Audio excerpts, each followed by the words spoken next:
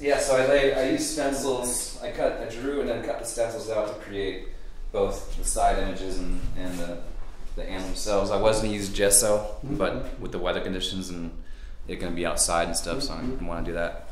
But everything's hand drawn. Beautiful. I do the spray painting first and then draw it all in, and it's all freestyle. Oh, I like it. It's beautiful. Got most of it. Yeah, I just got it laid in the City Weekly stencil, which I'm going to cut with this. I'll probably put that in, and I got to finish the front here, and then I'm going to go in and put the City Weekly on the back, on top of the corn stalks here. But this is the rhino. I call it a zoo stand. This is going to, like newsstand, but zoo stand, kind of Dolly-esque style animals with the tall legs.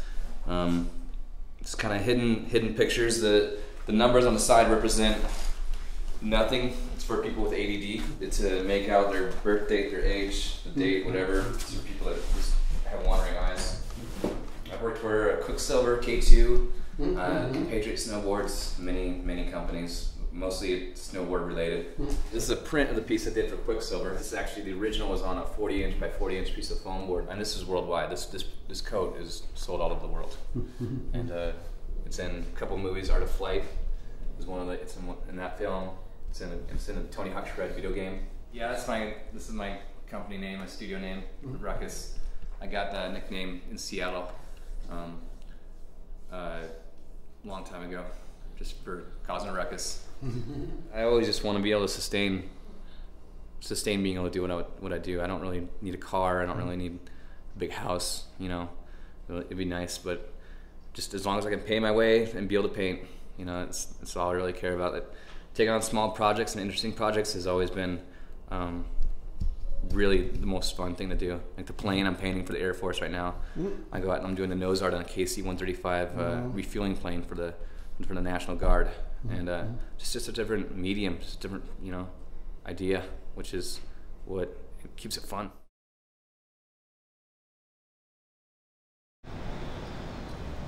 Hi, my name is Annastasia, and I came on this project a little bit late, but I have my finished art out of the box project here in my car. I'm a printmaker from Salt Lake City, Utah, so a lot of what I did on the box was make woodblock prints and paste them up onto the box.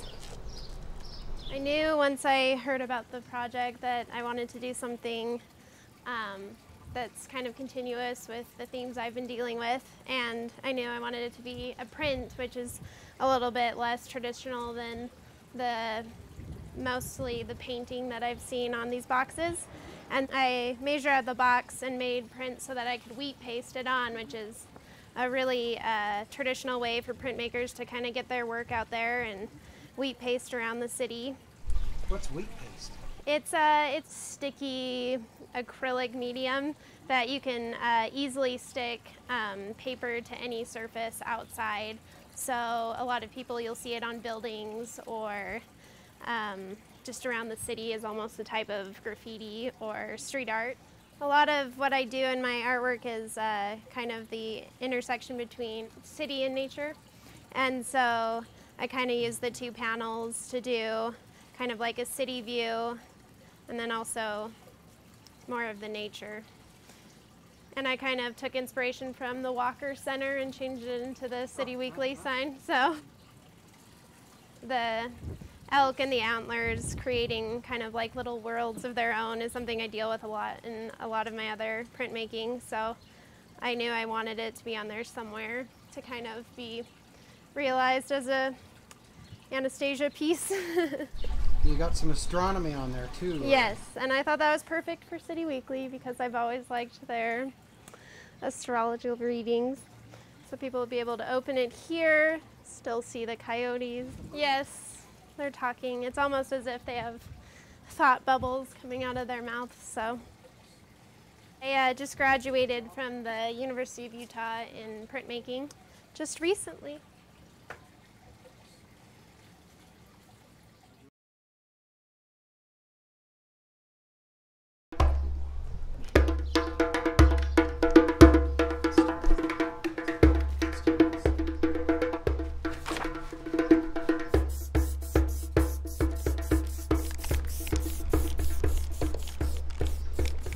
Yeah, everything's hand drawn on these poster boards, and then I hand cut them.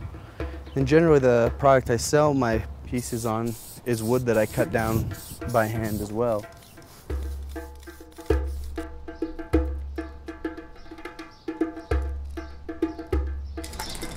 Now this color, instead of a black, we're going to go ahead with a surgical green, which I picked up at the local Uprock on State Street and 4th. Seem to have the best quality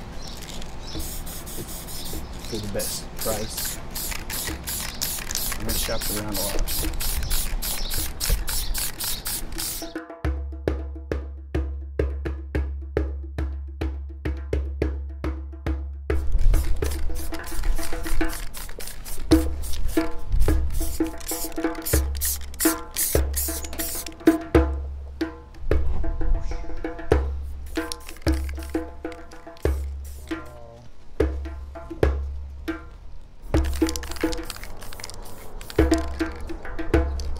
I love when you get those splatters. It's like air bubbles in hand-blown glass. It's a nice sign of handmade ingenuity here.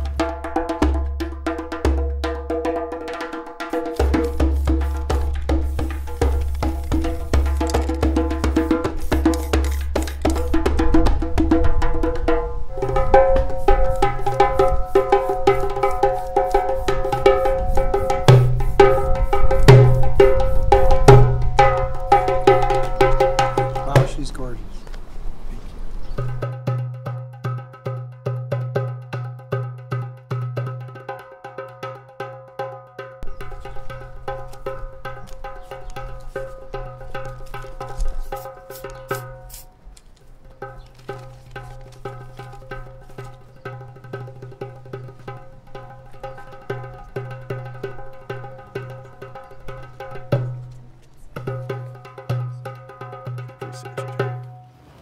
It was an amazing experience. I love doing stuff for the city, especially when the city reaches out to local artists. I'd like to be a part of that.